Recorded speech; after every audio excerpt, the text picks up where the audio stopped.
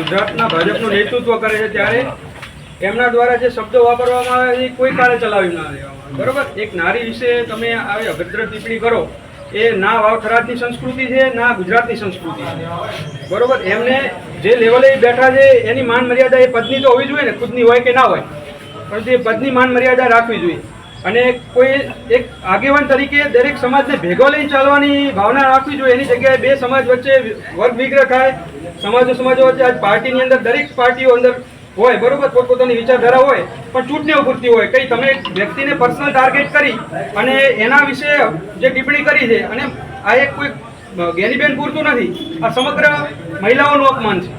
આજ તમે આમ ન બોલ્યા, કાલ કોઈ બીજાનું બોલશે, અને તમે તમારા લેવલનો વ્યક્તિ જગદીશભાઈ વિશ્વકર્મા જેવો પ્રદેશ અધ્યક્ષ લેવલનો વ્યક્તિ બોલે તો બીજા નેતાઓને શું એમાંથી શીખ લેવાય? એટલે આ આવેદનપત્ર આપ્યું છે. આજ બધા યુવાનોએ ભેગા થઈને, વડીલોએ, બધા જિલ્લા પંચાયતના સદસ્યોએ બધા ભેગા થઈ આમાં જે ઘટતું થાય એ કરવું જોઈએ, બરોબર.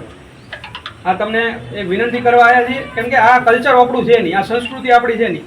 બનાસકાંઠા વાવથરાદની સંસ્કૃતિ એવી છે કે દરેક સમાજને ભેગા લઈને હાથ હળી મળીને ચાલવાવાળા આ પથક છે, બરોબર. એટલે આ કોઈ કાળે ચલાવી નામ લેવા આવે આ સરકારમાં અને આગળ સંદેશો પકડવો કે આ વ્યક્તિ અહીંયા જે વાવથરાદ સ્વીકારતું નથી, સાહેબ. તમે ભલે તમને સારું લાગ્યું હોય કે અમે બોલીને વાહવાહી કરાવ, પણ આ બનાસકાંઠા વાવથરાદ નહીં સ્વીકારે.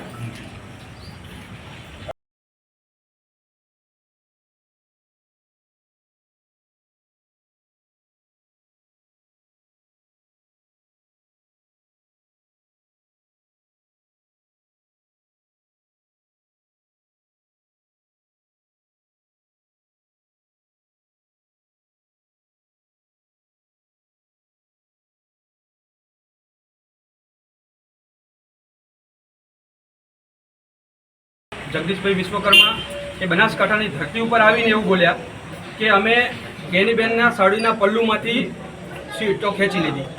સાડીનું પલ્લું એ સમગ્ર ગુજરાતની અંદર ને સમગ્ર દેશની અંદર એ મહિલાઓ માટે એક સન્માનનું પ્રતીક છે.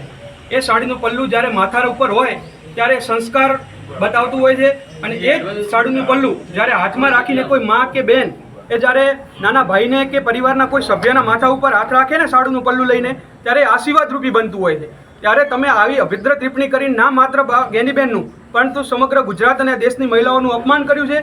વારવાર ભાજપના નેતાઓ દ્વારા આવી રીતે મહિલા વિરોધી જે વલણ અપનાવવામાં આવી રહ્યું છે એ ખૂબ જ દુઃખદ છે. જગદીશભાઈ વિશ્વકર્મા ભાજપના ગુજરાતના પ્રમુખ છે અને ધારાસભ્ય લેવલનો માણસ છે. આવા વ્યક્તિ, જવાબદાર વ્યક્તિ જ્યારે આવું નિવેદન આપે એ ખૂબ નિંદનીય છે.